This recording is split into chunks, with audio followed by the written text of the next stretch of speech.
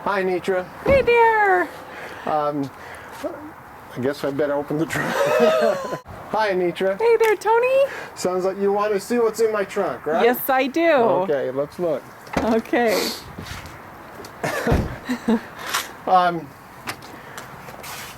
I guess you've asked me to come and talk about what we can do to make ourselves more safe on the road, and so I've put together a few things of what we can do and what we can carry with us at all times so that we feel like we're secure, and in case of about any emergency, we'll feel like we're prepared. Great, Come let's look. get started. I know it seems like a lot. Some of the things that take up space would be like a shovel, a power pack, power station, but here in Utah you're going to need some chains and a few incidentals that maybe some areas that are more temperate you don't have to worry about. I've got my backpack that has my clothes and food in case I had to leave the car and go somewhere. This is my grab and go kit just in case.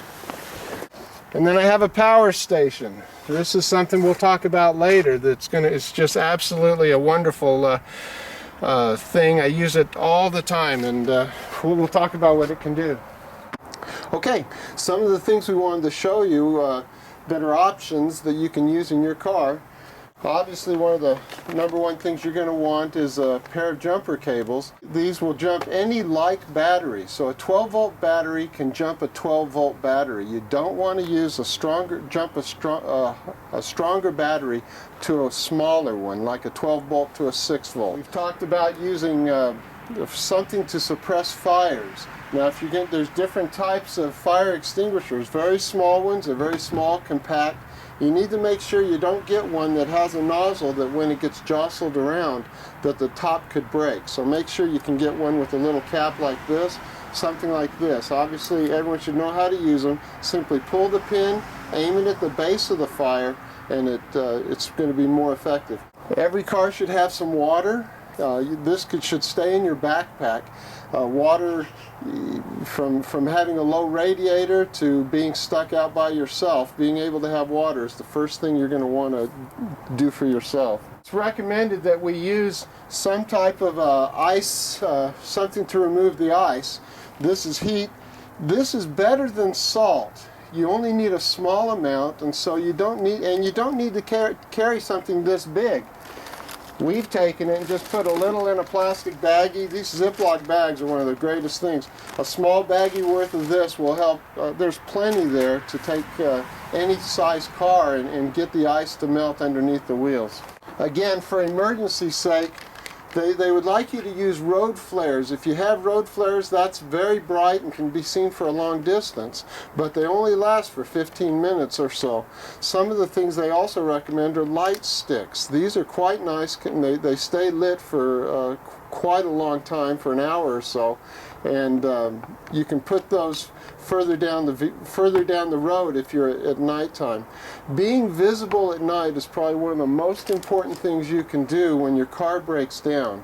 My instance is my brother was on the side of a road and actually was hit by a car and lost his leg because of the driver not being able to react fast enough once they found them.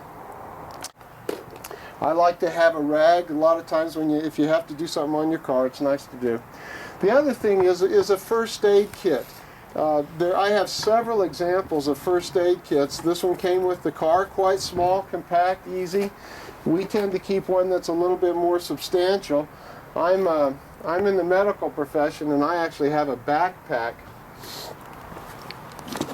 where I have just about anything I could ever use, from gauzes to ace bandages to I even have scalpels and suture material here. But that's if I come upon an accident, and then I can be more of a service to them. Okay, this is just a basic. This is one of the more basic first aid kits. Obviously, you have your band-aids, you have some gauze, you have some sterile wipes. If you have a cut, it's important to clean the wound to keep from getting for contamination purposes. There's a pair of gloves. Again, the cold presses. Whenever you have a sprain or something, ice is should be the first thing you think about. There's scissors. Scissors are important. I have a larger pair of scissors in my overnight kit. There's very versatile. Obviously some aspirin and instructions. Pretty basic kit, but I'll tell you, it's nice to have it if you need it. Go. Okay. These are just a few little items that I use for an emergency food source and water. Obviously, water is the most important thing that we can't do without. The problem is sometimes plastic is not as healthy as you might think, and so I do like to rotate my water. If I'm going to use a water bottle, this I would use to fill up my radiator, but this is what I would drink from because it's going to be fresh water. I'm not too worried about the health concerns of having something in plastic for a long period of time. These are my energy bars. This is just a chewy block of pure, I suspect is mostly sugar, but there's a lot of energy in these type of emergency essentials. We use this a lot when we go biking, just a lot of quick energy that's going to get me through. A person can last for days with no food, but without water, you're not going to last very long. But this will give you enough energy for a few days, just something short, easy. Okay?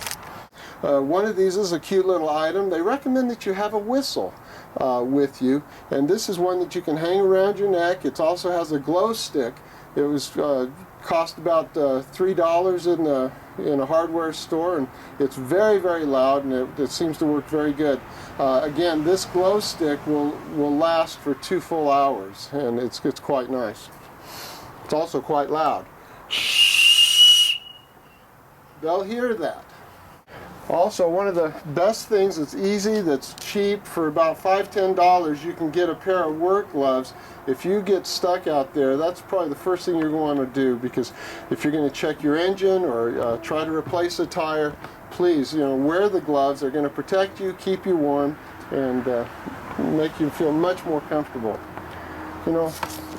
They also recommend that you have a shovel. If you get stuck in sand, snow, or on about anything else, you can use it in several different ways, but a small shovel. They make collapsible shovels. I feel like this is fairly small, compact, and easy to use for anybody. Obviously, whenever you go any place that you don't know, a road map is important. That's should be whenever you go someplace that you're not familiar, make sure you have a map. I can't tell you how many times my dad would go for an hour. We missed Virginia once. We were in Carolinas before we realized we missed a turn. So my parents wouldn't let me go to the bathroom until we found our way. So I was so glad to find our way because I needed to use the restroom. Speaking about that, one of the most important items you could have in your car and in your emergency kit is a roll of toilet paper. It's very versatile, and the need is obvious. Another thing they recommend is some type of protection or ground cover. This is a roll of visqueen plastic. If in the worst cases you're in the middle of nowhere and you have to fend for yourself or take care of yourself for more than just an hour or two, you can use visqueen or plastic for about anything, from a tent to personal cover to a flag. There's so many uses for a little bit of plastic. A good solid wool blanket. These cost about $10 at a Army surplus store or whatever. If you use a wool blanket, it's great. When you're changing a tire, it's nice to be able to kneel on something soft. It's warm. If you get cold, a wool is one of the best things you can use, because even if it's wet, it will keep you warm. And it's rugged. You're not going to wear it out. This thing will last forever. It's very versatile. So.